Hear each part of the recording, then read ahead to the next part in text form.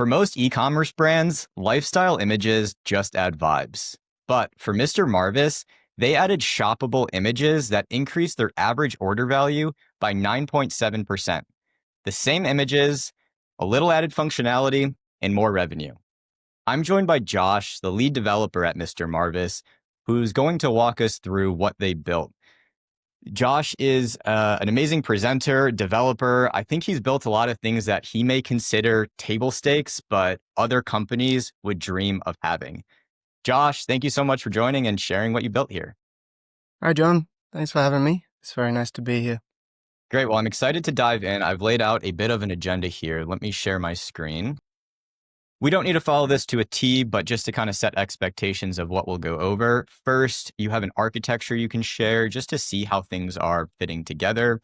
Then we'll look at what life was like before you had these shop the look images. You had lifestyle images, but what did that mean for your brand? Then you can take us through a demo to show how did you build this and like how does everything fit together. And lastly, we can talk about what this has done for your company. I know that it's increased the average order value, but I think there's some more things to dive into there. Does this look good to you? Yep, that sounds great. Cool. Well, I'll stop sharing my screen and you can share the architecture. I just threw together a little fig jam here. Before we sort of dive into this, it might be a good idea for me to just give a brief overview of our stack. So Mr. Marvis is a Next.js front-end app that pulls in all of our kind of content from Sanity. But we also use Shopify for our checkouts.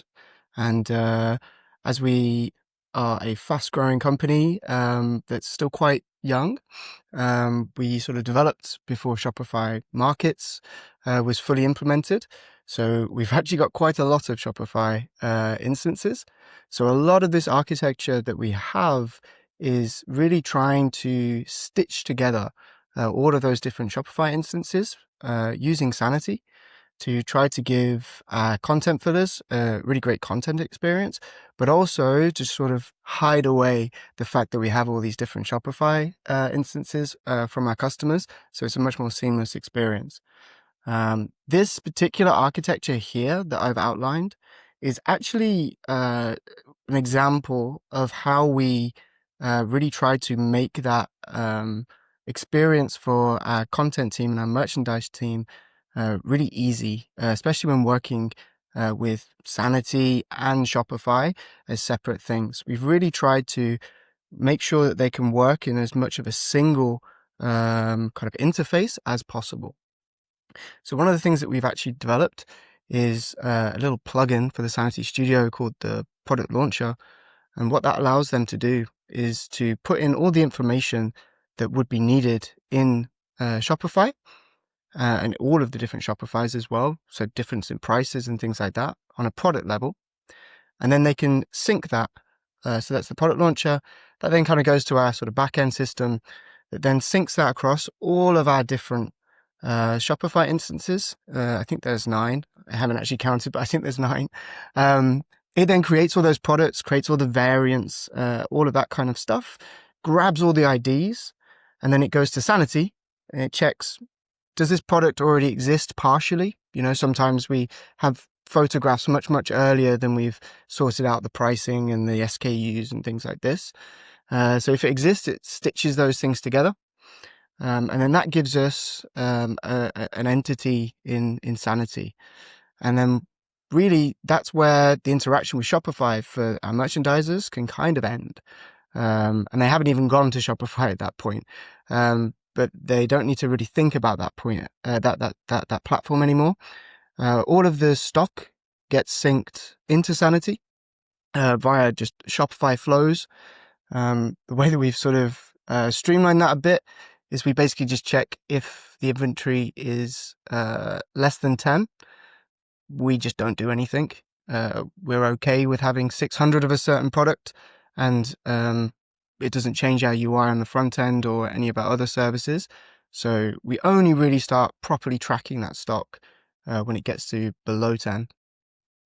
And then we have some controls in the Sanity Studio, toggles and things like this that allows us to actually push changes using the Sanity webhooks into all those Shopify instances. So if we want to take it off sale, they can just toggle available in Shopify, publish the document, and then that triggers it being taken off sale in Shopify. And also we have pack shot images, the sort of standard image that will appear in our checkout and our cart. And when those get changed in our Sanity and it gets published, we detect that there's been a change and we just replace those images in all of the different Shopifys. So it really kind of dedupes a lot of the workload for our content fillers. And then on top of that, we have lots of different channels, I suppose. I think a lot of e-commerce companies are in many ways by default omni-channel with their content at least. So we push a lot of our content into Channable, which is a platform we use for our advertising on social media and other platforms. We have a little retail app. It's just an iPad, a very reduced down view of our product catalog. And we push content into that app. We have our normal e-commerce website as expected. And we also use Algolia to do our search and discovery and our collection pages and some dynamic re-ranking things on our website. All of the content that gets pushed into the indexes of Algolia is all, again, just coming from the information that's in our Sanity. So Sanity is really kind of the core of our content for Mr. Marvis, from products and other pieces as well that we try to kind of link together so that we can enrich the content as the case may be for the channel that we need to kind of communicate to. So that's a brief overview. That's an excellent overview. There's so many cool pieces that were built here that I would love to dive into in the future. I think one of the things that you said stuck out to me was that the editors, you're trying to build everything for the merchandisers, for the editors, and that way they need to only think about the system in terms of like the content and the products and not about like the different platforms that they have to work for. And you're able to like mold it to your business and how these merchandisers and editors think.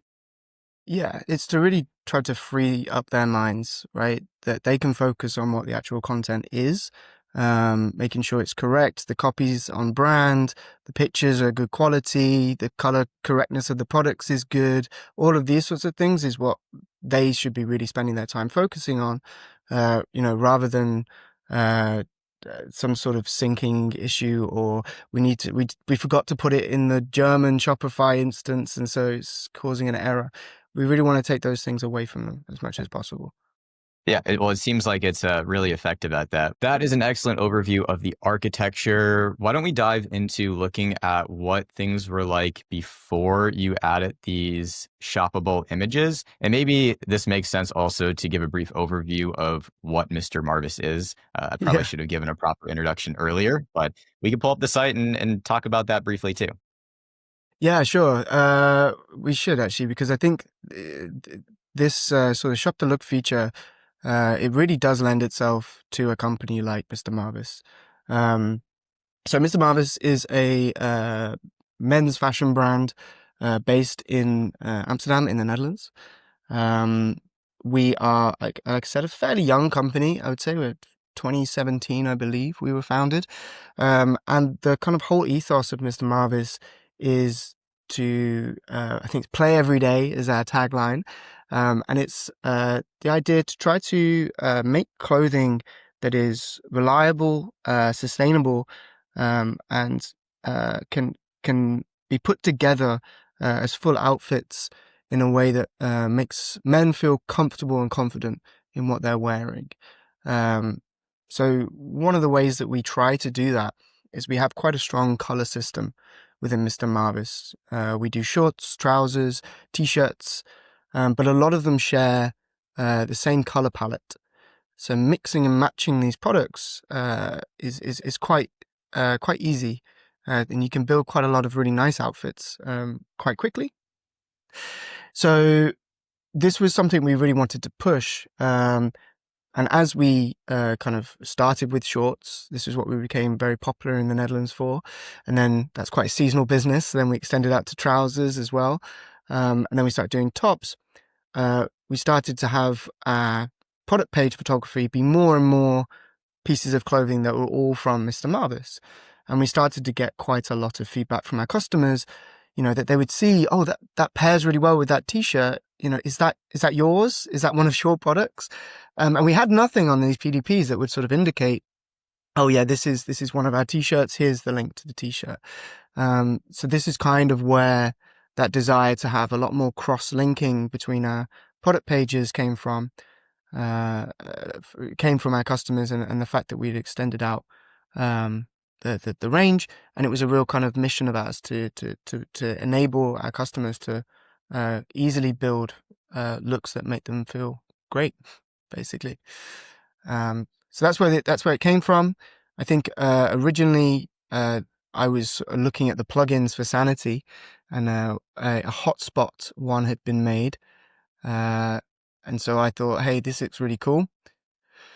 The interface for that is really, really nice in the studio for our editors. It's just a couple of clicks. We can have a look at it in the studio in a second. It's just a couple of clicks on the image, links and products, and you have a shop the look kind of style piece of content there. So then this is sort of how it would appear on our product page. You can click this, it'll open up a drawer with all the products that appear in it. Again, quite a simple concept, but it's been really, really effective for us. Definitely. Yeah. It is one of these things that's so simple, but you don't see it very often. And a lot of companies have lifestyle images, so it must just be like a technical limitation of implementing it. And this plugin does an excellent job at just making it easy. So your merchandisers and editors can just go in there and click what they want. And add products. And as a consumer that is terrible at matching clothes, like this really speaks to me. Like I look at that and I'm like, oh yeah, that navy blue t-shirt and pants, look great together. Like I want to buy both of those. But it also leaves the consumer a little bit in control, so they don't have to buy the full package. They can like optionally choose, the clothing that speaks to them. Yeah, exactly. And what's nice about this is because I suppose the image is tagged, but it's not. We don't store our content on that page. We store it as a separate document, its own content type. So we can also plug these into different campaign pages like here, and we can slightly change the presentation where you get these extended out by default. We have a little shop the look button here that's got a slightly different interface, and you can do a quick add to cart thing like this. We also have these ones which have got multiple looks in them. And actually, one of the things that we purposely did at the start of implementing this was create two content types for what appeared to be the same thing, which was we had shop the look images and we had tagged images. And the reason that we were so kind of strict on we want to have looks be looks and a tagged image like this be a tagged image is that we knew that in the future it was probably going to be quite useful to have this sort of database, if you like, of pairs of clothing.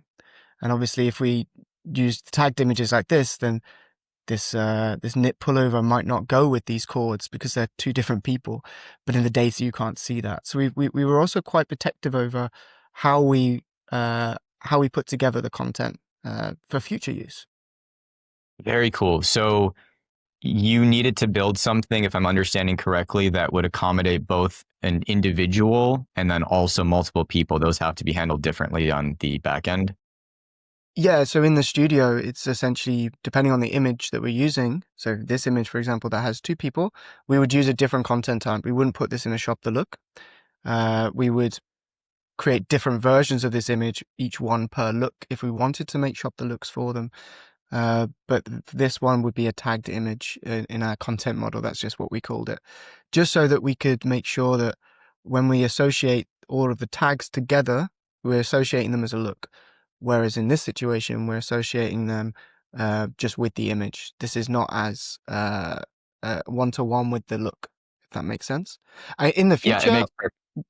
Well, in the future, like I think an even better model of this would be that we somehow have the ability to define a look on an image, and we could have two looks on a single image. That would be a further abstraction to keep more of that information, but we didn't do that. That might get a little tricky, but this seems like a really elegant solution for this problem. So that looks really cool. You have, I think, mentioned you had a lot of these lifestyle images already, so it was just a matter of like going in there and starting to tag them or add these hotspots. Is that correct? Yeah, I can show you the studio and give you a kind of little view of uh, how many we have. So here you can see the difference. We have the shop the look images here, and we have the tagged images here. Um, and there's a mix. There's a mix of studio, of kind of on the white background, sort of traditional products images, and then we have some more sort of I don't know, more fancy studio ones, as well as some lifestyle, more campaign focused imagery as well. And this is the interface for the editors as well. They just come in, they upload an image from the media library, they click on the image, and then they link it down here. And that is all it takes. And I think when I ran a query, uh, it was between 8 and 900 of these that we now have across our whole product range. So it's a lot of information that we're storing just in these images. That's huge. Do you think that you could click just so we could see what the interface is like and then maybe discard that draft? Or do you have Yeah, an sure, environment that you're able to just show that I what that can. looks like? Yeah, so if let's say they were wearing a belt, I would simply just click here, and then it adds the third, throws me an error saying, "Hey, you need to actually link a product," and then I would come in here and I would say belt, and then I could link that belt. So now that belt is here. I'll stick it there so it appears properly. Oh, no, like this. There you go. So then that belt is now associated with that spot, and that's all it takes. So it's really easy editor experience. Yeah, once you see it, it makes me wonder why other brands aren't doing this. And I guess it goes back to it being a technical limitation. But we could see there that this is just an array of like coordinates on the image. So it just keeps track of how far down from the top left and to the right are these. Yeah, exactly. And then you're able to customize this data model too, right? So you're able to link it to your product, but you could add more fields if you wanted to. So maybe if you wanted to add like a text field there and say, like put a comment, I don't know what that comment would be, like this belt looks great in the fall or, something like that. You can combine the referenced product and then also mix it with one-off content if that would be useful for anybody. But I guess just the point is that this can be customized. Yeah, I mean that's one of the strengths of Sanity, right? Is that it's you just add some fields to a schema and you extend out all of the different pieces that you want and build it up in fragments of schemas. You can make it as complicated or as simple as you like. It's very flexible, and I think this is a plugin that I think someone at Sanity, I think maybe Simeon made this a while ago. But realistically, I think it's probably just a combination of custom React components put together, which is also very, very doable, but by many developers. So it's just very flexible by nature, which I think is great.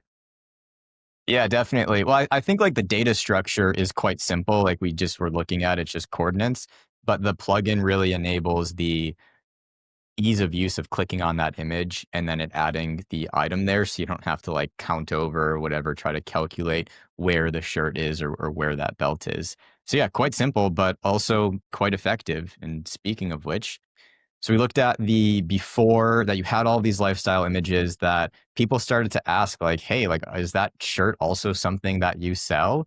And they're like, well, yeah, it is. So let me just click and add where those products are located or what that product is. So editors can do that. And then the consumers can just like shop the entire look, buy all of it, buy some of it. Seems simple enough. What did this ultimately enable for your company as far as like the results of financials, shopping experiences, whatever you want to get into there? Yeah, so I think it was very interesting actually. The The initial results of this were not good. So what we actually saw was, as an e-commerce brand, like one of the main metrics we check is conversion rate. And we saw a slight drop in the conversion rate when we put this on, which was very confusing. However, it was the average order value that was the real difference maker.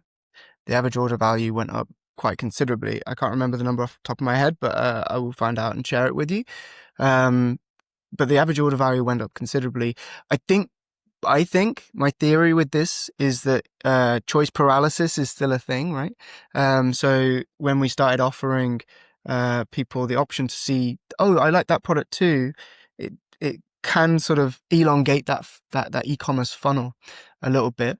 But what we ultimately found was that a lot of our customers were shopping full looks. And so the average order value of every transaction started to rise as we started to see people were not just buying some trousers, but they were also buying the top that they saw from the image with it, which I think is a positive thing for the business, and also a positive thing for our customers, right?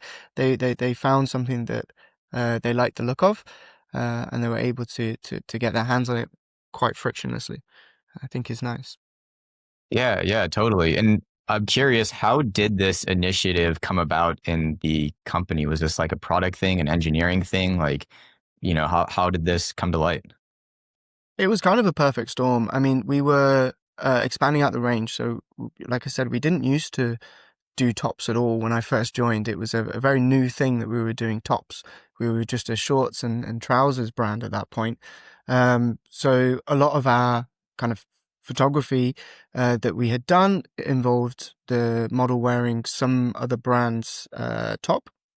And so we started to do more photography with our own clothes. So we started to actually have full outfits in our images. And at the same time, we had customers asking about the tops if they were on trousers page, or what is that top? Is it one of yours? I like it. And we were starting to be able to say, that is our top, actually. You can buy that from us. That is not somebody else's top. And so it kind of came in as a request for that, but also it came in as we should test this, because if this works, we're going to redo a lot of the old photography that we did for the original trousers and the original shorts and things that we did, because it's quite a large investment, right, for a company to do all of those photo shoots. So we really wanted to make sure that it was going to be, financially a sensible move for the company to make. And it turned out that it was. And now we have hundreds and hundreds of these. So it's certainly gone down well. Yeah, and you don't need to start with hundreds too. I mean, so we just got back from a couple of conferences, and one of the themes that was coming up was, how do you get your company to buy into these various initiatives? We want to use Sanity for X, Y, and Z. And the answer a lot of the times was start small, build like a little proof of concept and be able to test it. And for, people watching this, if you have lifestyle images, it's not a big lift to add these hotspots. It is maybe for adding them to 900, but that's after you can validate that this works. You can build a little prototype and go from there, really. Yeah, yeah. There's also a thing that someone who I was interviewing at one point told me was that they wanted to test to see if there was interest from their customer base in picking up in store. So they would sell online, and then they wanted to see if people wanted to pick up in store, which is a very, it's quite a big kind of cross-organization supply chain thing to offer as a company. How do you test that that's even desired from your customers? And what they actually ended up doing was putting a button on the website that said, let me pick this up in store, which then came with a pop-up saying, hi, we're currently in the process of implementing this feature. So please do check back soon. And we hope to be able to provide this offer. And they were just tracking how often that was clicked to gauge their interest. So, that whole idea of starting off very small, you can even start off very, very small, and then measure the impact that way. I thought that was a nice little hack. Yeah, I love that. That is such a great way to test that out without getting the full company buy-in. Or you could do that in a day. Like, it's so easy to figure out if people want this or not. So one of the things actually that I think is quite interesting, and maybe we're going to come onto it anyway in your next segment. But this is the sort of the after piece. There is also a lot of things with the shop the look that we do plan to do in the future from this information. I don't know if we want to talk about this now, or if this is the next section, or Let's take a look at it. Yeah. yeah. So yeah, one of the things that's quite nice about our company, which maybe is a bit unique, is the fact that we have all these colors that are shared across all of the different product ranges. And we are currently looking to do a lot more of this personalization and recommendation pieces.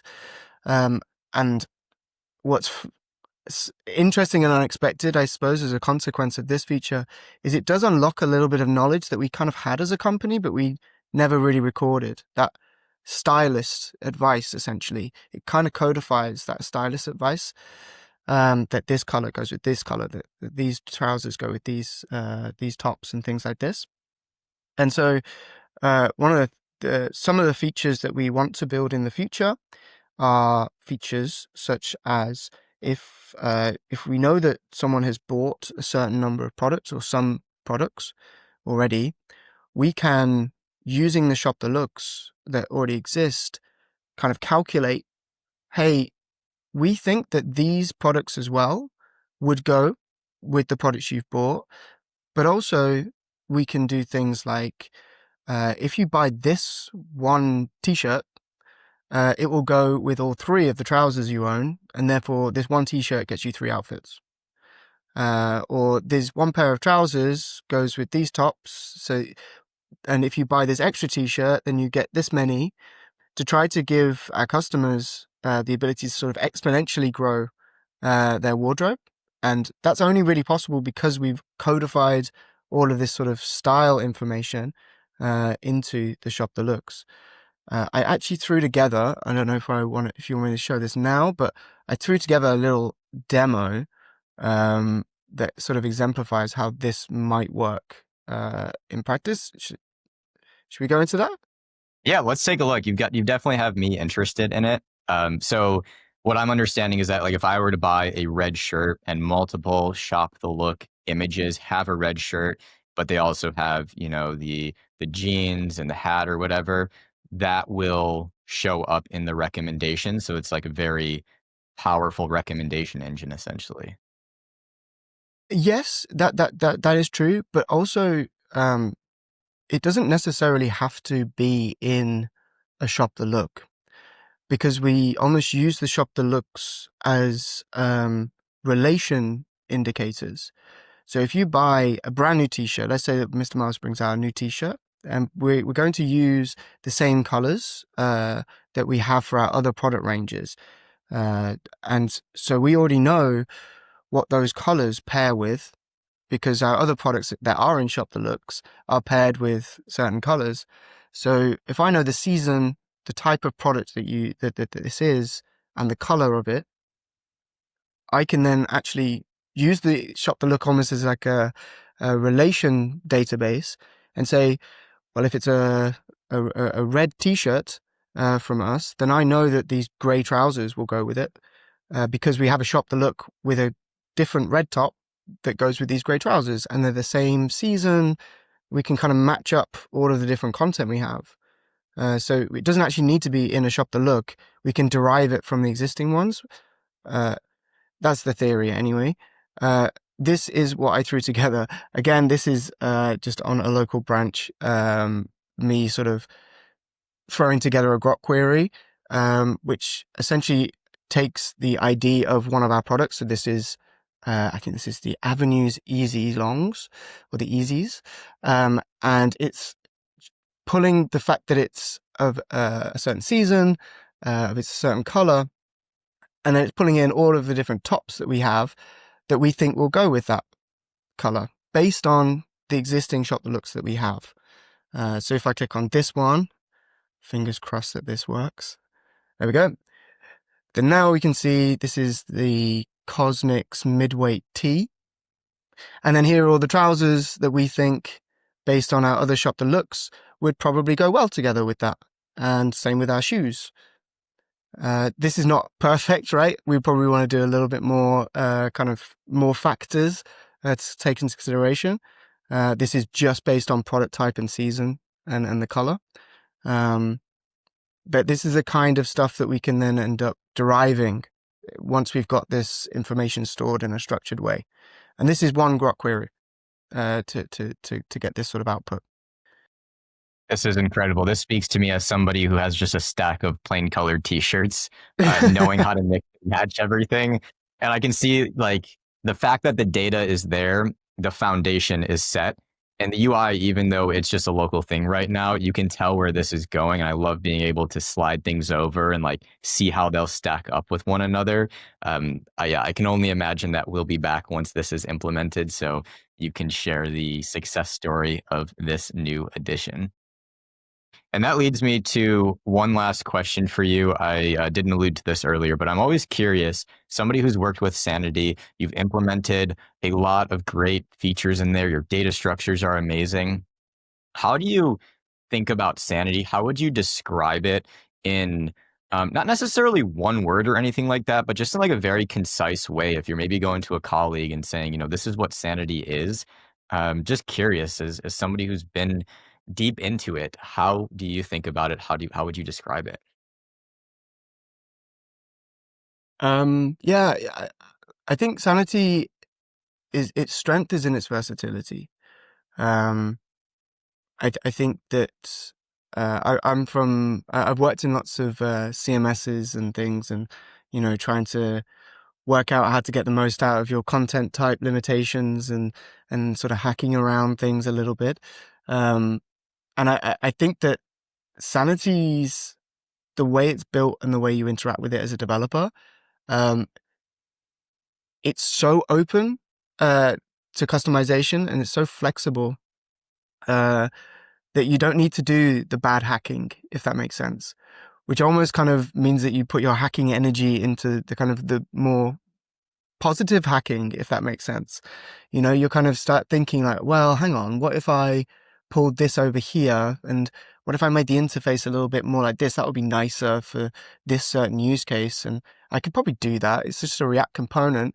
Let me try and see if I can customize that. And you end up being encouraged or just led down the path of making the experience better, because if you want to do something from a kind of point of view of building a content model in a certain way and connecting things up in a kind of more obscure way, that's quite easy to do. And, if you want to query it, Grok is powerful enough to let you kind of navigate that complicated web that you might have made yourself, because sometimes it's appropriate, that you don't need to worry about hacking that bit. So it's quite freeing, I think, as a platform to use. So I mean, it really pushed me away from content modeling and more towards data modeling, as an approach. So I wouldn't call it a CMS as much as I call it a kind of a database, which has got quite a flexible view layer. You can really get different perspectives on your data, and present it in different ways. So yeah, I know it's kind of a CMS, but I'd say it's a database with a flexible view layer. Yeah, I love that explanation so much. That's amazing. We call ourselves a content operating system now because content management system doesn't quite capture it like you were alluding to. But this is why you're here. I think you build amazing stuff and you can talk about it just so well too. I'm going to share my screen once. I keep saying once more. This is the last time I'll be sharing my screen. And we looked at the results there. It was a 9.7% increase in average order value and just ease of use of making these lifestyle images convert ultimately. And yeah, if anybody that's watching wants to get like more of a customized demo to your business, your brand, book a demo with us and we can tailor something to your use case so you can see how it's solved. But otherwise, Josh, thank you so much for sharing what you've built here.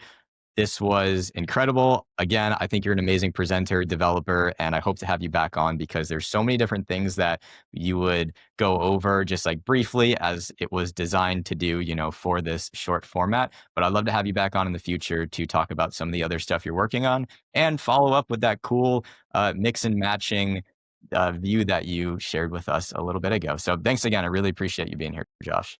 Thank you. It's been a pleasure. Great. Well, thanks everybody. Bye.